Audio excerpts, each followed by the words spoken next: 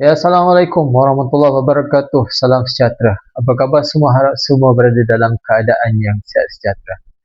Selamat datang ke channel The MSN Cast dan pada hari ini anda bersama dengan saya, Cikgu MSN, untuk kita teruskan untuk siri yang ke-132 dalam siri Walk the Talk. Jadinya jangan lupa like, share dan subscribe channel ini untuk mendapatkan video yang terbaru.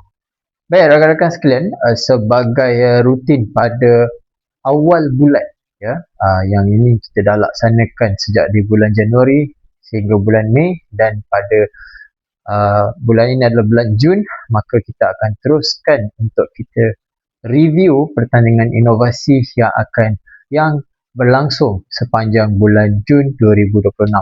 Jadinya rakan-rakan sekalian, teruskan bersama dengan saya sehingga ke penghujung video ini untuk dapatkan maklumat berkenaan dengan pertandingan tersebut. Baik rakan-rakan sekalian, kalau kita lihat di sini ya, terdapat dua pertandingan yang telah berlangsung, di mana pada 4 Jun yang lalu telah berlangsungnya Inno Showcase 2026. Seterusnya pada 7 hari bulan telah berlangsungnya Periset 2026.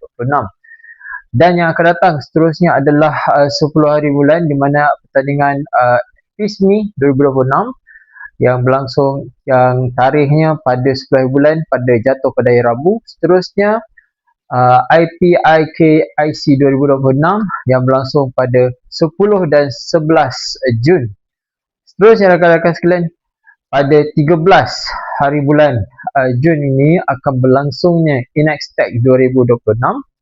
Seterusnya pada 15 hari bulan Januari ini akan berlangsungnya Palm Oil Innovation Challenge 2026. Dan seterusnya pada hari yang terakhir pada bulan Jun ini ya, ada dua pertandingan yang berlangsung serentak, di mana yang pertamanya adalah IIEC 2026 dan yang terakhir adalah GeoStem I 2026.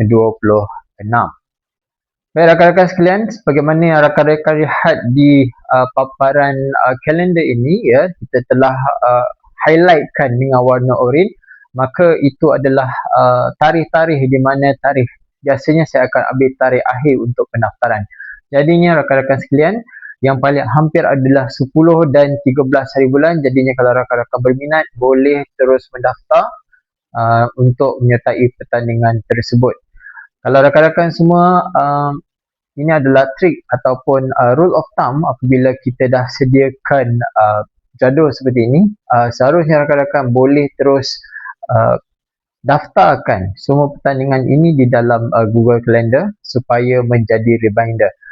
Kalau rakan-rakan hendak dapatkan video berkenaan dengan cara macam mana kita menyusun maklumat pertandingan tersebut di dalam Google Calendar, kita akan tulis dalam komen di bawah supaya saya dapat hasilkan video yang terbaru.